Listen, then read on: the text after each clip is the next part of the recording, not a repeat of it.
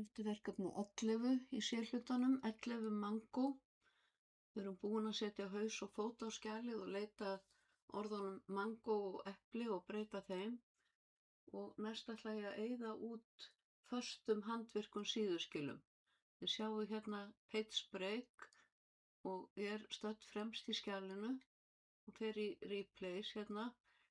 Þeir eru sjálfsagt þar inni ennþá og hérna er ennþá það sem var í reitunum áðan, þannig að ég byrja á að stroka það út og svo fer ég hérna í replace og nú þarf ég að smetla í more flippan og special og ég vel hérna manual page break og þið sjáu að það kemur svona hattur og M.